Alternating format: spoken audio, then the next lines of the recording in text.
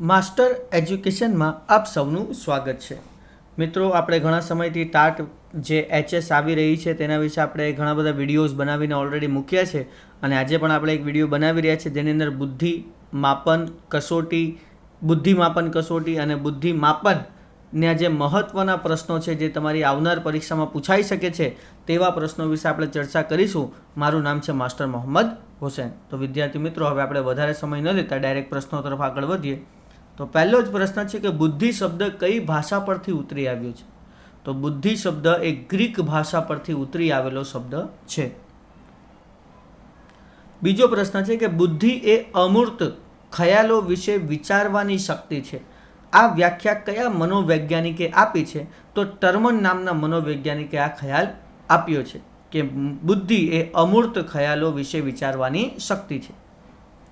ત્રીજો પ્રશ્ન છે જ્ઞાનના ઘટકોને ઓળખવા અને તે ઘટકો વચ્ચે પ્રવર્તતા સંબંધો તારવવાની શક્તિ એટલે બુદ્ધિ। આ વ્યાખ્યા કોણે આપી? તો આ વ્યાખ્યા વિલિયમ સ્ટ્રને આપી છે। ચોથો પ્રશ્ન છે બર્ટ નામના મનોવૈજ્ઞાનિકે આપેલ બુદ્ધિની વ્યાખ્યા જણાવો। તો બર્ટે કઈ વ્યાખ્યા આપી છે? તો બુદ્ધિ એટલે વ્યક્તિમાં સમાયોજિત અનુકૂલન સાધવાની ક્ષમતા એટલે બુદ્ધિ। અને આ વ્યાખ્યા કોણે આપી? બર્ટ નામના મનોવૈજ્ઞાનિકે। પાંચમો પ્રશ્ન છે કયું તત્વ બુદ્ધિના સ્વરૂપને સ્પષ્ટ કરે છે? તો એના માટે છે કે બુદ્ધિ એટલે અનુકૂલન, બુદ્ધિ એટલે ચિંતનશીલતા અને બુદ્ધિ એટલે શીખવું। આ તત્વો બુદ્ધિના સ્વરૂપને સ્પષ્ટ કરે છે। છઠ્ઠો પ્રશ્ન છે કે બુદ્ધિની લાક્ષણિકતા શું? તો બુદ્ધિને પ્રત્યક્ષ રીતે માપી શકાતી નથી, તેના માટે ઘણી બધી પદ્ધતિઓ છે, ઘણી બધી કસોટીઓ છે જેના દ્વારા તમે બુદ્ધિને માપી શકો છો। સાતમો પ્રશ્ન છે સ્પિયરમેને આપેલ બુદ્ધિની સંરચનાનો સિદ્ધાંત જણાવો। નામ શું? તો દ્વિતત્વીય સિદ્ધાંત। મિત્રો, આપણે આમના જે બુદ્ધિ છે, બુદ્ધિની વ્યાખ્યા છે, બુદ્ધિના જે સિદ્ધાંતો છે, બુદ્ધિના માપન વાસે જે કંઈક પણ વિડીયો છે તે બધા જ વિડીયો બુદ્ધિ કસોટી, વ્યક્તિત્વ માપન કસોટી, આ બધાના જ વિડીયો આપણે ઓલરેડી બનાવી ચૂક્યા છે અને આ વિડીયોના નીચે જે ડિસ્ક્રિપ્શન છે ત્યાં પણ આની લિંક આપી છે, તો તમે તે પણ જોઈને આ બધા જ પ્રશ્નો ફરીથી રિવાઇઝ કરી શકો છો। આઠમું છે સ્પિયરમેને બુદ્ધિની સંરચના અંગેનો સિદ્ધાંત કયા વર્ષમાં આપ્યો? તો ઈસવીસન 1904માં। આઠમો પ્રશ્ન છે કે સ્પિયરમેને બુદ્ધિના સામાન્ય ઘટકને કઈ સંજ્ઞાથી ઓળખાવી છે? તો જી। દસમો પ્રશ્ન છે કે લતા મંગેશકર ઉત્કૃષ્ટ ગાયિકા છે, તે પાછળનો જવાબદાર તત્વ કયું? તો વિશિષ્ટ ઘટક। જો સામાન્ય ઘટક એટલે કે જી, જનરલ ફેક્ટર, અને વિશિષ્ટ ઘટક એટલે કે special factor, it means S. તો યાદ રાખજો, સ્પિયરમેને બે અલગ અલગ તત્વ જણાવ્યા છે બુદ્ધિના, સામાન્ય અને વિશિષ્ટ। સામાન્ય હોય તો જી અને વિશિષ્ટ હોય તો એસ। 11મો પ્રશ્ન છે કે બુદ્ધિની સંરચના માટેનો બહુ અવયવી સિદ્ધાંત ક્યારે શોધાયો? તો 1938માં। 12મો પ્રશ્ન છે પીએમએ એટલે શું? તો પીએમએ એટલે કે પી એટલે પ્રાઇમરી, એમ એટલે મેન્ટલ અને એ એટલે એબિલિટીઝ, એટલે કે પ્રાઇમરી મેન્ટલ એબિલિટીઝ। 13મો પ્રશ્ન છે અંક શક્તિને કઈ સંજ્ઞા વડે દર્શાવવામાં આવે છે? તો એન ઇટ મીન્સ ન્યુમેરિકલ। 14મો પ્રશ્ન ગેરેટ જણાવેલ બુદ્ધિના પ્રકારો જણાવો। ગેરેટ નામના જે મનોવૈજ્ઞાનિક છે તેમણે 3 પ્રકારની બુદ્ધિ વિશે વાત કરી છે, તો મૂર્ત બુદ્ધિ, અમૂર્ત બુદ્ધિ અને સામાજિક બુદ્ધિ, આ 3 પ્રકાર ગેરેટે આપ્યા છે। 15મો પ્રશ્ન છે બુદ્ધિ માપનની સૌ પ્રથમ કસોટી કયા વર્ષમાં પ્રસિદ્ધ થઈ? તો 1905માં। કઈ ભાષામાં? ફ્રેન્ચ ભાષામાં। કોણે? સાયમન અને બીને। 16મો પ્રશ્ન બુદ્ધિ માપનનો સફળ પ્રયાસ સૌ પ્રથમ કયા મનોવૈજ્ઞાનિકે કર્યો? તો સાયમન અને બીને। અત્યારે જ મેં તમને પહેલા જ જણાવ્યું। 17મો પ્રશ્ન છે સ્ટેનફર્ડ બીને લખેલી કસોટી નીચેનામાંથી કયા પ્રકારની બુદ્ધિ કસોટી છે? તો તે વ્યક્તિગત બુદ્ધિ કસોટી છે। 18મો પ્રશ્ન છે વેક્સલરે પ્રથમ બુદ્ધિ માપન કસોટી કયા વર્ષમાં બહાર પાડી? જો વેક્સલરની બુદ્ધિ કસોટી પણ ઘણી મહત્વની છે અને ઘણી પ્રખ્યાત છે, તેના વિશે પણ આપણે ઓલરેડી વિડીયો બનાવી ચૂક્યા છે. તો વેક્સલરની જે બુદ્ધિમાપન કસોટી છે તે જે 1939માં બહાર આવી. 19મો પ્રશ્ન છે ટેટ, ઇટ મીન્સ ટીચર એલિજિબિલિટીઝ, એ કયું કસોટીનું ઉદાહરણ છે? તો તે સમૂહમાં લેવાય છે, બધા એક સાથે કસોટી આપે છે એટલે તે સમૂહ કસોટીનું ઉદાહરણ છે. 20મો પ્રશ્ન, અમેરિકામાં લશ્કરના માણસો પસંદ કરવા કયા પ્રકારની બુદ્ધિ કસોટીનો ઉપયોગ કરવામાં આવ્યો હતો? તો સમૂહ કસોટીનો ઉપયોગ કરવામાં આવ્યો હતો. 21મો પ્રશ્ન અને મહત્વનો પ્રશ્ન છે, ઘણીવાર પૂછાયેલો, તમે જોયો પણ હશે કે માણસ દોરો કસોટી કયા મનોવૈજ્ઞાનિકે આપી છે? તો ઘણી જગ્યાએ ઇનફ લખેલું હોય છે, ઘણી જગ્યાએ ગુડ ઇનફ લખેલું હોય છે, પણ આપણે પૂરું નામ યાદ રાખવું કે ફ્લોરેન્સ ગુડ ઇનફ, તેમણે માણસ દોરો કસોટીની રચના કરી છે. 22મો પ્રશ્ન છે કે એક વિદ્યાર્થીએ બુદ્ધિ કસોટી પર મેળવેલ પ્રાપ્તાંકો 14 છે અને તેની શારીરિક વય પણ 14 છે, તો તેનો બુદ્ધિઆંક 100 થાય. તો આના વિશે તમને પહેલાં તો બુદ્ધિઆંકનો સૂત્ર ખબર હોવો જોઈએ કે માનસિક વય છેદમાં શારીરિક વય ગુણ્યા 100. તો જો આવી રીતે તમે કરો તો છેલ્લે 100 જ વસે, કારણ કે 14 ઉડી ગયા એટલે બચી ગયું 100, એટલે તેનો બુદ્ધિઆંક કેટલો હશે? 100 હશે. 23મો પ્રશ્ન છે કે હુસેનભાઈનો બુદ્ધિઆંક 180 છે, તો ટર્મને કરેલ વર્ગીકરણને ધ્યાનમાં લઈને તેને કયા વર્ગમાં મૂકશો? તો તે પ્રતિભાશાળી વ્યક્તિઓમાં આવશે, પ્રતિભાશાળી બુદ્ધિમાં આવશે. જો અહીંયાથી બે પ્રશ્ન નીકળે છે. બીજો પ્રશ્ન એવો આવશે કે બુદ્ધિઆંકનું વર્ગીકરણ કોણે કર્યું? તો ટર્મને કર્યું. 24મો પ્રશ્ન, કઈ કઈ કસોટીઓ ગુજરાતમાં તૈયાર થયેલ છે? તો દેસાઈ સમૂહ બુદ્ધિ કસોટી, જો ગુજરાતની વાત છે હા, તો દેસાઈ સમૂહ બુદ્ધિ કસોટી, ચંપાબહેન ભટ્ટ સમૂહ બુદ્ધિ કસોટી અને ડૉક્ટર M.B. બુચ રચિત સામાજિક બુદ્ધિ કસોટી, આ ગુજરાતમાં તૈયાર થઈ છે. 25મો પ્રશ્ન છે, ડૉક્ટર K.G. દેસાઈએ સમૂહ બુદ્ધિ કસોટીનું નિર્માણ કઈ પદવી માટે કર્યું હતું? તો તેમણે PhD જ્યારે કરતા હતા ત્યારે આ જે સમૂહ બુદ્ધિ કસોટી છે ડૉક્ટર K.G. દેસાઈ, તેનું તેમણે નિર્માણ કર્યું હતું. 26મો પ્રશ્ન છે કે દેસાઈ સમૂહ બુદ્ધિ કસોટી કયા વય જૂથના અધ્યેતાઓ પર પ્રમાણિત કરવામાં આવી હતી? તો 11.5 થી લઈને 18 વર્ષ, એટલે કે સાડા 11 વર્ષથી લઈને 18 વર્ષના બાળકો કે અધ્યેતાઓ આ જે દેસાઈ સમૂહ બુદ્ધિ કસોટી છે તે આપી શકે છે. 27મો પ્રશ્ન છે કે ચંપાબહેન ભટ્ટની બુદ્ધિ કસોટીની વિશેષતા શી? તો એ શાબ્દિક પણ છે અને અશાબ્દિક પણ છે. 28મો પ્રશ્ન છે, ગુજરાતના કયા મનોવૈજ્ઞાનિકે ધોરણ 8 થી 11ના અધ્યેતાઓ પર પોતાની કસોટી પ્રમાણિત કરી છે? તો તે મનોવૈજ્ઞાનિકનું નામ છે જયાબહેન પટેલ. 29મો પ્રશ્ન છે, છોકરાઓ અને છોકરીઓના વય માનાંકો અલગ આપ્યા હોય તેવી સમૂહ બુદ્ધિ કસોટી ગુજરાતના કયા મનોવૈજ્ઞાનિકે આપી છે? તો દેસાઈ અને ભટ્ટ, આ બંને અલગ અલગ મનોવૈજ્ઞાનિક છે ને બંને જ આ જે બુદ્ધિ કસોટી છે તેની રચના કરી છે, જેમાં છોકરાઓ અને છોકરીઓના માનાંકો અલગ અલગ આવે છે. 30મો પ્રશ્ન છે, શાબ્દિક વ્યક્તિગત કસોટીનું લક્ષણ શું છે? તો ઉલટો સંબંધ ઘટાડવો એનું લક્ષણ છે. 31મો પ્રશ્ન છે, સમૂહ કસોટીની રચના માટે શું ઉપયોગી છે? તો ઉલટો સંબંધ ઘટાડવો, તર્કયુક્ત પ્રશ્નોના ઉત્તર આપવા અને ચિત્રોનું વર્ણન કરવું, આ એની ઉપયોગિતા છે સમૂહ બુદ્ધિ કસોટીની. 32મો પ્રશ્ન છે, ક્રિયાત્મક કસોટીની રચના માટે કેવા પ્રકારના પ્રશ્નો પસંદ કરાશે? તો મણકાને ક્રમમાં ગોઠવો, ચિત્રાત્મક ભૂલામણીમાં સાચો માર્ગ શોધવો અને જોઈને આકૃતિ દોરવી, આ ક્રિયાત્મક કસોટીના પ્રશ્નો હોઈ શકે છે. 33મો પ્રશ્ન છે, હર્ષા પટેલે આપેલ બુદ્ધિ કસોટીનું નામ જણાવો. તો શાબ્દિક તર્ક કસોટી, યાદ રાખજો હર્ષાબેન પટેલ ઘણું મોટું નામ છે, બુદ્ધિ કસોટીમાં ઘણું આગળ તેમણે કામ કર્યું છે અને તેમને જે આપેલી બુદ્ધિ કસોટી છે તેનું નામ છે શાબ્દિક તર્ક કસોટી. 34મો પ્રશ્ન છે, ગુજરાતમાં માણસ દોરો કસોટીના રચયિતા કોણ છે? તો પ્રેમિલા ફાટક. જો આના પહેલા જ મેં તમને જણાવ્યું હતું કે માણસ દોરો ગુડ ઇનફ, પણ ગુજરાતમાં કોણે આ કસોટી રચી છે? પ્રેમિલા ફાટક, એટલે નામ થોડુંક ધ્યાન રાખજો. 35મું, મનોવલણ જન્મજાત હોતા નથી પરંતુ સમાજમાંથી અર્જિત કરવામાં આવે છે, આ વિધાન કેવું છે? 100% સાચું છે. મનોવલણ વિશે આપણે આખો એક વિડીયો બનાવ્યો છે, લિંક નીચે ડિસ્ક્રિપ્શનમાં તમને મળશે, તો ત્યાં જઈને તમે જોઈ શકો છો. તે 36મું છે વિધેયાત્મક અને નિષેધાત્મક મનોવલણના પ્રકાર આપનાર મનોવૈજ્ઞાનિક કોણ છે?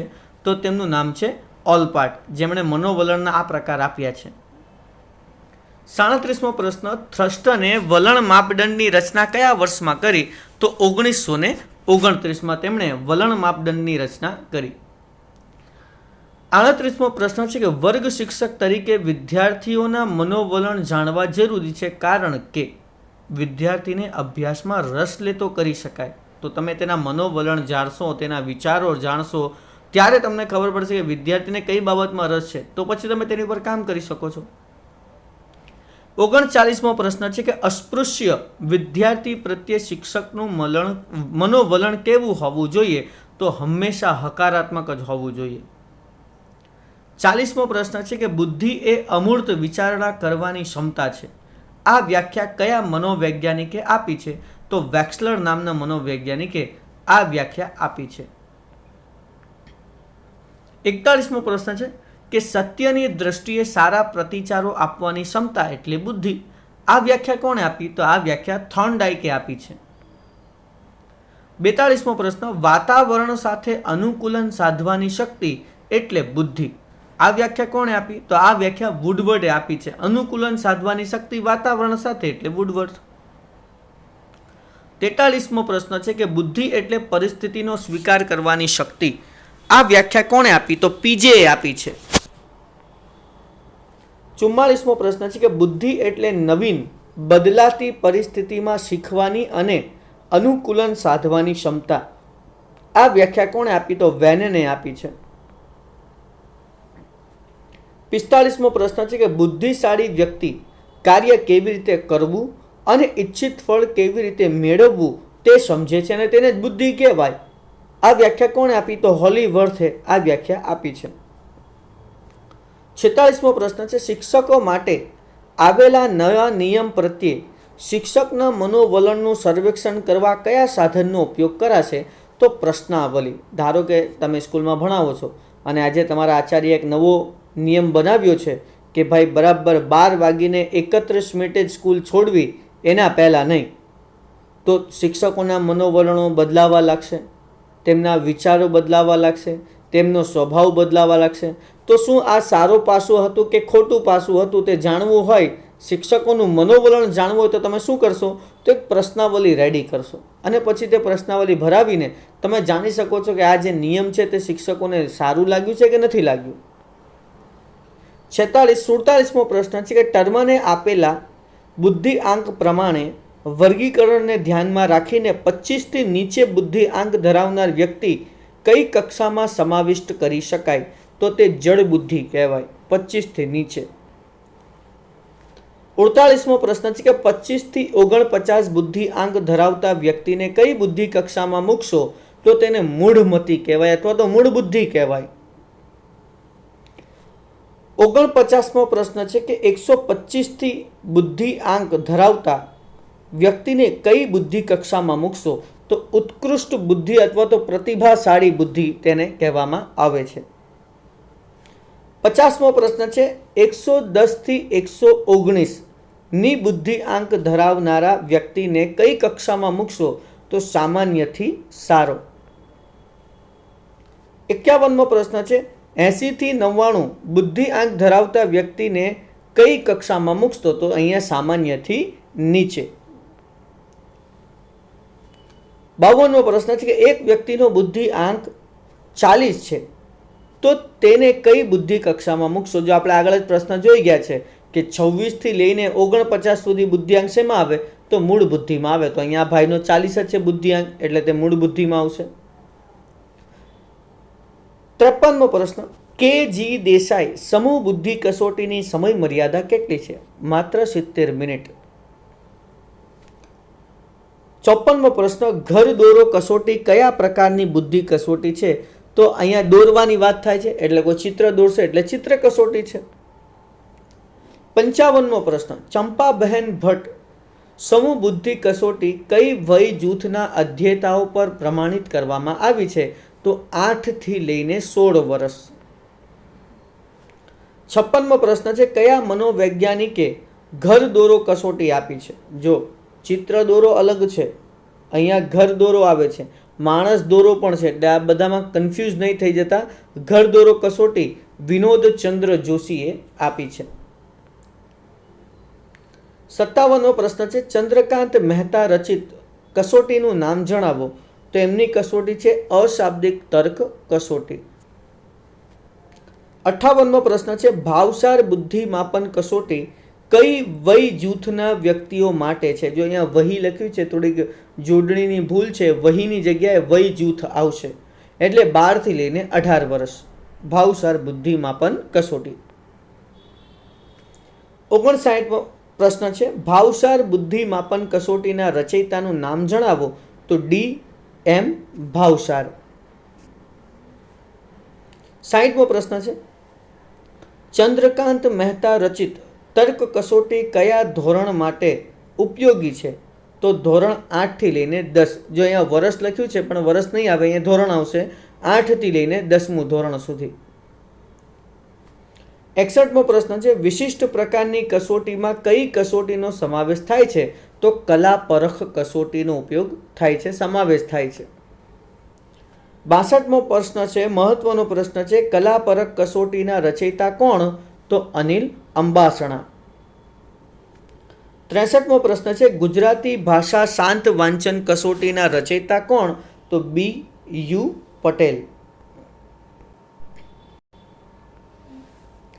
64મો પ્રશ્ન છે, N. શુકલે કઈ બુદ્ધિ માપન કસોટીનું રૂપાંતર કર્યું? તો સ્ટેનફર્ડ બીને બુદ્ધિ કસોટીનું રૂપાંતર કર્યું. આ પ્રશ્ન પૂછાય છે કે સ્ટેનફર્ડ બીને બુદ્ધિ કસોટીનું રૂપાંતર કોણે કર્યું? તો M. શુકલે. એમ તો જે આ સ્ટેનફર્ડ બીને એટલે કે સાયમન બીનેની જે બુદ્ધિ કસોટી છે તેનું સ્ટને પણ રૂપાંતર કર્યું છે અંગ્રેજી ભાષામાં, પણ અહીંયા ગુજરાતી ભાષાની વાત થાય તો N. શુકલે કર્યું છે. 65મો પ્રશ્ન છે, વધુ ખર્ચાળ કસોટીમાં શેનો સમાવેશ થાય? તો વ્યક્તિગત કસોટી, કારણ કે તમારે વ્યક્તિને મળવું પડે, તેના વિશે ઘણા બધા રિસર્ચ કરવા પડે, ઘણો બધો ખર્ચ તેની અંદર થઈ શકે છે. 66મો પ્રશ્ન, ઓછી ખર્ચાળ કસોટીમાં કયું કસોટીનો સમાવેશ થાય? તો એનો વિરોધી સમૂહ કસોટી. 67મો પ્રશ્ન, જે લખી કે વાંચી શકતા નથી એવા વ્યક્તિના બુદ્ધિ માપન માટે કઈ કસોટીનો ઉપયોગ કરી શકાય? તો ક્રિયાત્મક કસોટીનો ઉપયોગ કરી શકાય. 68મો પ્રશ્ન છે, થ્રસ્ટનના બુદ્ધિ અંગેના બહુ અવયવી ઘટકની વિશિષ્ટતા શું છે? તો એમાં ઘટકનું અસ્તિત્વ જ નથી એવું થ્રસ્ટન કહે છે. 69મો પ્રશ્ન છે કે બુદ્ધિની સર્વસામાન્ય વ્યાખ્યા આપી શકાતી નથી, કારણ કે બુદ્ધિ કેવી છે? તો બુદ્ધિ જટિલ છે. આ જ પ્રશ્ન પૂછાય છે, બુદ્ધિ ખાલી જગ્યા છે, જટિલ છે.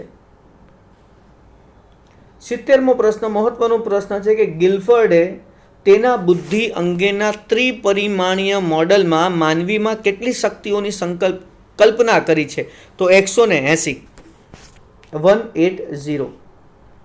71મો પ્રશ્ન છે, કોને બુદ્ધિ માપનના પિતા ગણવામાં આવે છે? એકદમ સરળ આન્સર છે, આલ્ફ્રેડ બીન. 72મો પ્રશ્ન છે, મહત્વનો પ્રશ્ન છે કે ડોક્ટર ગુણવંત શાહે ધોરણ 5, 6 અને 7ના વિદ્યાર્થીઓ માટે રચેલી બુદ્ધિ માપન કસોટી કયા પ્રકારની છે? તો તે અશાબ્દિક બુદ્ધિ કસોટી છે. 73મો પ્રશ્ન છે કે સમૂહ બુદ્ધિ કસોટીની શરૂઆત કયા દેશમાં થઈ? અમેરિકામાં. જ્યારે તેમણે જે સૈનિકો છે આર્મીની અંદર ભરતી કરવા હતા ત્યારે તેમણે આ સમૂહ બુદ્ધિ કસોટીની શરૂઆત કરી હતી. 74મો પ્રશ્ન કે બુદ્ધિ શબ્દ કઈ ભાષા પરથી ઉતરી આવ્યો છે? તો ગ્રીક ભાષા પરથી ઉતરી આવ્યો છે. 75મો પ્રશ્ન છે કે બુદ્ધિ એ કાર્ય કરવાની એક વિધિ છે. આ વ્યાખ્યા કોણે આપી છે? તો વુડવર્થે આપી છે. 76મો પ્રશ્ન છે કે દેસાઈ સમૂહ બુદ્ધિ કસોટીના કર્તા કોણ છે? તો ડોક્ટર કે.જી. દેસાઈ. 77મો પ્રશ્ન છે બુદ્ધિ આંકનું સૂત્ર કયું? તો માનસિક વય છેદમાં શારીરિક વય ગુણ્યા 100. 78મો પ્રશ્ન છે કે ગેરેટના મતે બુદ્ધિના કેટલા પ્રકાર છે? તો તો 3 પ્રકાર: અમૂર્ત, મૂર્ત અને સામાજિક. 79 નંબરનો પ્રશ્ન છે કે બુદ્ધિ માટે જ્ઞાન ગ્રહણ શક્તિ એવો અર્થ કોણે આપ્યો છે? તો ગાલ્ટને આપ્યો છે. 80મો પ્રશ્ન છે મધુકર પટેલે કયા પ્રકારની બુદ્ધિ કસોટીની રચના કરી? તો અશાબ્દિક બુદ્ધિ કસોટીની રચના કરી છે મધુકર પટેલે. 81મો પ્રશ્ન છે બુદ્ધિ આંકના સૂત્રમાં M.A એ શું છે યા એ શું દર્શાવે છે? તો તે માનસિક વય દર્શાવે છે, મેન્ટલ એજ. 82મો પ્રશ્ન ગુજરાતમાં સૌપ્રથમ સમૂહ બુદ્ધિ કસોટીની રચના કરવાનું શ્રેય કોને જાય છે? તો ડોક્ટર કેજી દેસાઈ. 83મો પ્રશ્ન છે કે બુદ્ધિ શબ્દ સંસ્કૃતના કયા ક્રિયાપદ પરથી ઉતરી આવ્યું છે? તો બુદ્ધ, આ જે ક્રિયાપદ છે તેની ઉપરથી સંસ્કૃતની અંદર આ જે બુદ્ધિ શબ્દ છે તે આવ્યો છે. 84મો પ્રશ્ન છે કે કોઈ ખાસ બાબત, વસ્તુ કે પરિસ્થિતિ પ્રત્યે તરફેણ માટે વિરોધમાં ઢળવાની ક્રિયાને શું કહેવામાં આવે છે? તો તેને વલણ કહેવામાં આવે છે. 85મો પ્રશ્ન છે કે અભણ કે નિરીક્ષર વ્યક્તિઓના બુદ્ધિ માપન માટે કઈ કસોટીનો ઉપયોગ કરવામાં આવે છે? તો ક્રિયાત્મક કસોટીનો ઉપયોગ કરાય છે. 86મો પ્રશ્ન છે બિનેની કસોટીનું ગુજરાતીમાં સૌપ્રથમ રૂપાંતર કોણે કર્યું? તો ડોક્ટર J.S. શાહ. 87મો પ્રશ્ન છે કે અધ્યેતાની માનસિક યોગ્યતાના માપને શું કહે છે? તો બુદ્ધિ માપન કહેવામાં આવે છે. 88મો પ્રશ્ન છે કે ગિલફર્ડે બુદ્ધિની સંરચનામાં રહેલા ઘટકોનું વર્ગીકરણ કયા 3 પરિમાણોને આધારે કર્યું છે? તો પહેલા તો આપણે એ પ્રશ્ન યાદ કરી લઈએ ફરીથી કે તેમણે કુલ કેટલા પ્રકારની બુદ્ધિ? તો 180 પ્રકારના જે કંઈક એમને વસ્તુઓ જણાવી છે. હવે એની અંદર કયા 3 પરિમાણો છે? તો ક્રિયા, વસ્તુ અને નિપજ. 89 નંબરનો પ્રશ્ન છે કે સંસ્કૃતમાં બુદ્ધ શબ્દનો અર્થ શું થાય? તો જ્ઞાન પ્રાપ્ત કરવું. આપણે અત્યારે જોઈએ પ્રશ્ન કે સંસ્કૃતના કયા ક્રિયાપદ પરથી બુદ્ધિ શબ્દ આવ્યો છે? તો બુદ્ધ. તો બુદ્ધનો અર્થ સંસ્કૃતમાં શું થાય? તો જ્ઞાન પ્રાપ્ત કરવું એવું થાય. 90મો પ્રશ્ન છે કે પ્રમાણિત બુદ્ધિ કસોટી એટલે શું? તો પ્રમાણિત બુદ્ધિ કસોટી એટલે કે પહેલાં તો કસોટીની વિશ્વસનીયતા હોય, તેમાં યથાર્થતા હોય અને માનાંકો નક્કી થયેલા હોય, તેને આપણે પ્રમાણિત બુદ્ધિ કસોટી કહીશું.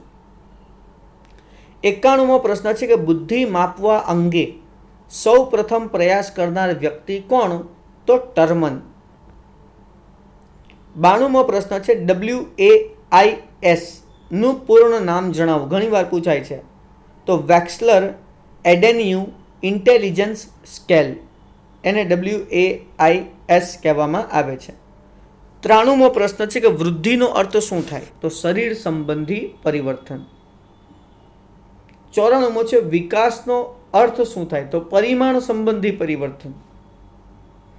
95મો પ્રશ્ન છે શિશુકાળ કોને કહે છે?